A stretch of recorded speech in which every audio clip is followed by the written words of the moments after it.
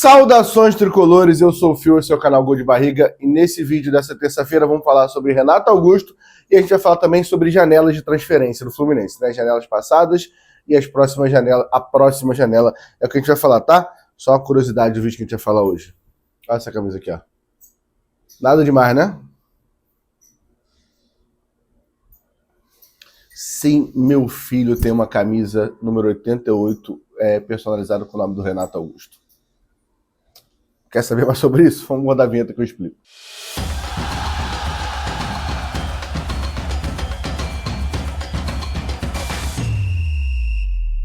Vamos lá, antes de você começar, deixa o like, se inscreve no canal, que ajuda muito a gente bater esses 12 mil inscritos, tá bom?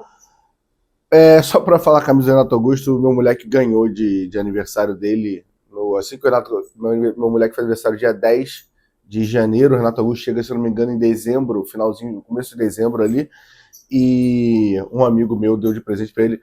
Ele não tem nenhuma camisa com nome de jogador, essa é a única camisa que ele tem. Geralmente eu mando ele escolher o número e ele bota o nome dele e o número, e geralmente ele escolhe. Tipo, pai, eu quero a camisa do Arias, eu quero a camisa do Nino, eu quero a camisa do Cano. E aí eu boto 14, 21, 33 e o nome dele, né? Eu não gosto de personalizar com o nome de jogador. Mas no caso aqui não fui eu, foi um amigo meu, mas ele que escolheu o que queria a camisa do Renato Augusto. E para quem não sabe, esse era o número do Renato Augusto, que mudou logo depois, né? Teve uma grande polêmica aí, grande não, né? Uma polêmica bem pequena, né? No Twitter, e mudaram. Mas deixa pra lá esse assunto, vamos falar de Renato Augusto saindo do Fluminense, não é mais jogador do Fluminense, e a gente vai falar disso, tá? Renato Augusto chega no começo de dezembro, se eu não me engano, ali de 23, o Fluminense estava disputando o Mundial, se eu não me engano é isso, tá? Se a minha memória estiver me enganando, vocês comentem aqui, por favor. E aí, cara, muita curiosidade, era a segunda ou terceira live, giro do Jornada que a gente estava fazendo, e foi durante o giro que o Renato Augusto foi anunciado. E aí, assim, a audiência lá em cima e a galera feliz. A gente precisa lembrar disso, e eu me coloco nisso também, cara, eu achei uma boa contratação. Você vai olhar os números do Renato Augusto? E aí, desculpa, Lucas, mas eu vou ter que olhar aqui agora. Talvez você não vai deixar isso aqui na edição, mas você faça o que você quiser também da sua vida. Quem sou eu para, né, te orientar o que fazer? O Renato Augusto, cara, uma galera vence, pô, o Fluminense trouxe o Renato Augusto já sem condição de jogo. Pô, ele quase já não jogava, estava machucado e tal. O Renato Augusto, em 22 e 23 do Corinthians, nos anos anteriores, ele joga 50 e 45 jogos. Então, assim, ele jogava. Não, você podia achar que não é o melhor da carreira dele, mas quando você olha os números de 2023, ele tem 10 assistências e 6 gols. Ele tem 8 assistências e 5 gols nos últimos 2 anos. Então não é um jogador tão morto. E aí eu pensava, cara, a gente tem Paulo Henrique Ganso, vai chegar o Renato Augusto, vai dividir ali com ele, quando o Ganso não puder jogar, entra o Renato Augusto. Pô, ótimo, achei uma ótima contratação. Estava errado, não vingou, né? Porque nesse ele jogou pelo Fluminense 36 jogos, 1 gol, 1 assistência e 2 pênaltis sofridos, né? O gol contra o Atlético Mineiro em Cariacica, o Alexander rouba uma bola, né? Acho que o goleiro sai jogando mal, o Alexander pega a bola, dá para o Renato Augusto, ele faz o gol. Assistência dele acho que é contra o Fortaleza, que na reta final do ano passado, que ele toca pro Cano fazer o gol. O pênalti sofrido da final da Recopa, que realmente ele, Marcelo e Douglas Costa entram naquele jogo, estavam no banco e entram bem, mudando a partida a favor do Fluminense.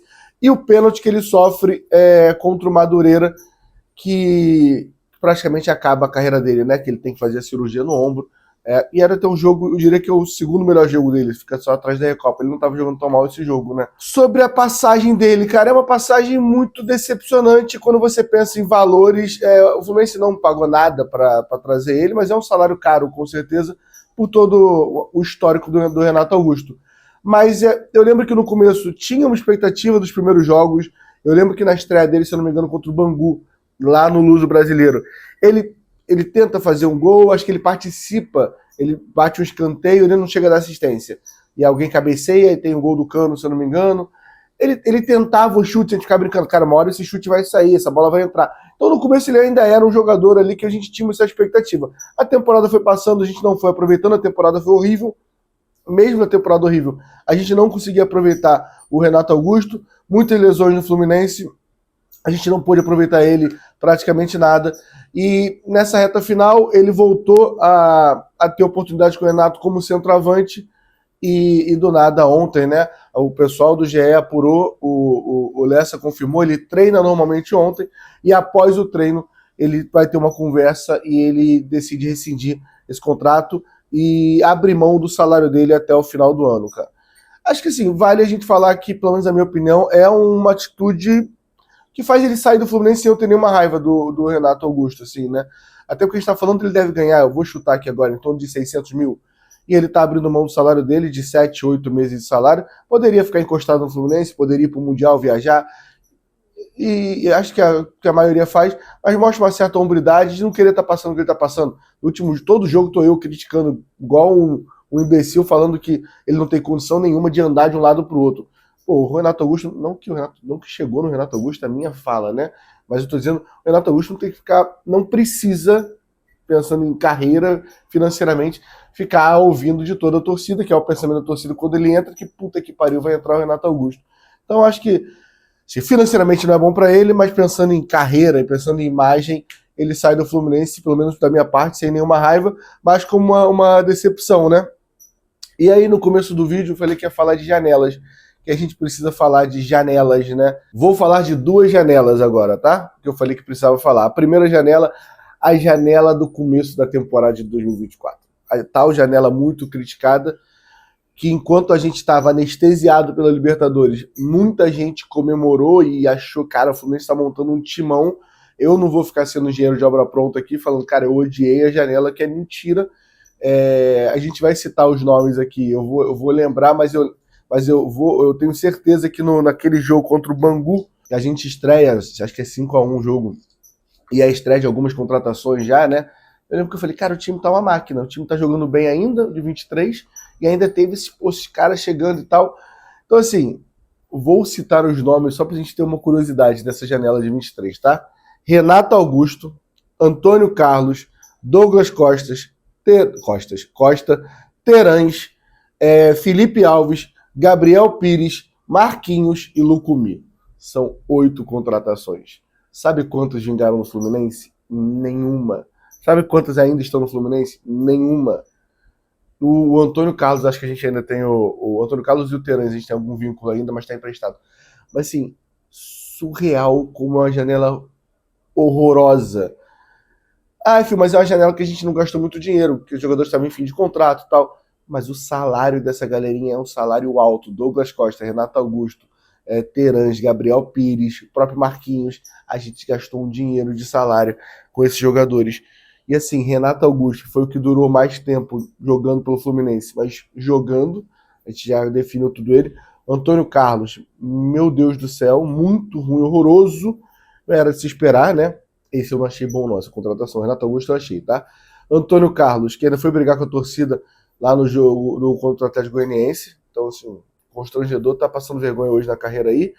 Douglas Costa, esse eu nunca me iludi. Tem gente aqui, quero ver se você é honesto de falar, tá? Que se iludiu com ele. Esse, eu tinha informação que ele já não queria quando tava vindo no Fluminense, que ele tava querendo Nossa, esse eu tinha muito ranço desse. Jogou nada. Terãs, no custo-benefício, esse a gente gasta dinheiro.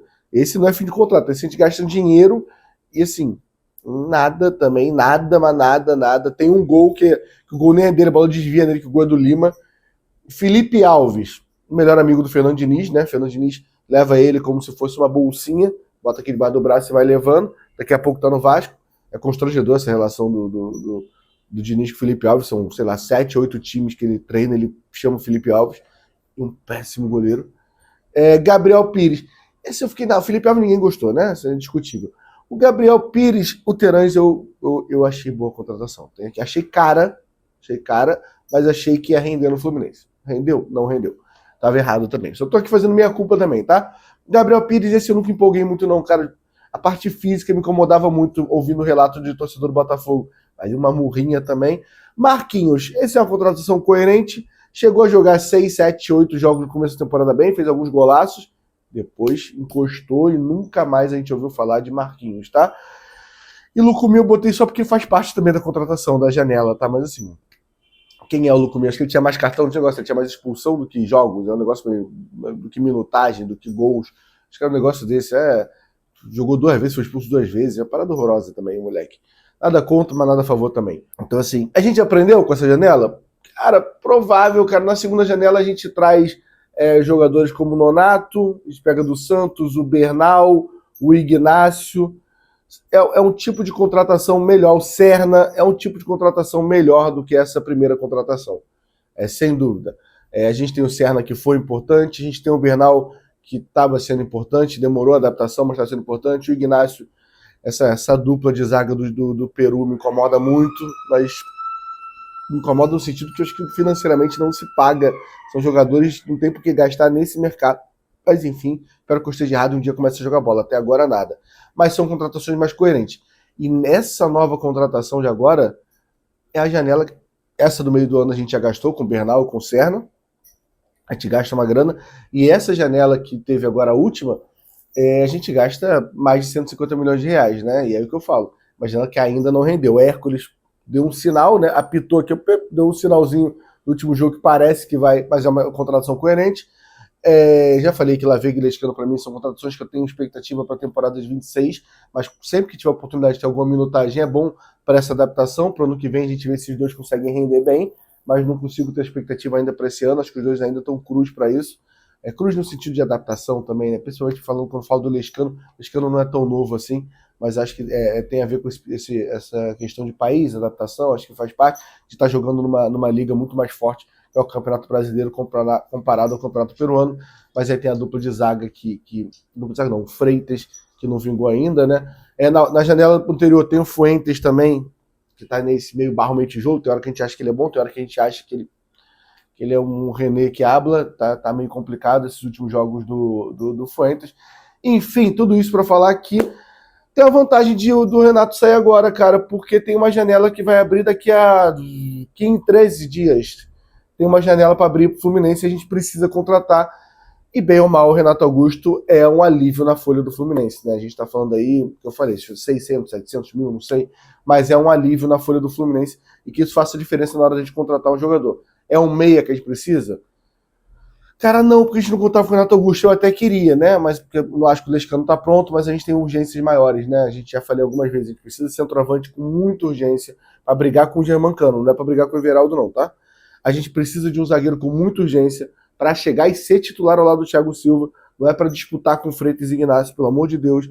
E a gente precisa de um primeiro volante, que é essa situação um pouco mais complicada, porque a gente tem 2 primeiros volantes, o Otávio e o Bernal, que estão machucados, e na merda o Martinelli vai improvisar ali, também não é um troço, meu Deus, horroroso, o Martinelli improvisando. Sei que você tá ouvindo isso aqui, talvez você ache, mas eu não acho, né? Enfim, vou pegar a camisa do Renato Augusto. Esse foi meu vídeo do Renato Augusto, que nem teve muito a ver com o Renato Augusto, né? Foi uma resenha que a gente falou aqui de transferência. Só espero que o Fluminense contrate bem aí nessa janela, que essa janela de começo de 24 nunca mais apareça na história do Fluminense, esses medalhões encostados que não ajudaram em nada meu clube, tá bom? É isso, tamo junto, até a próxima. Valeu. Deixa o like e se inscreve no canal, por favor, tá bom?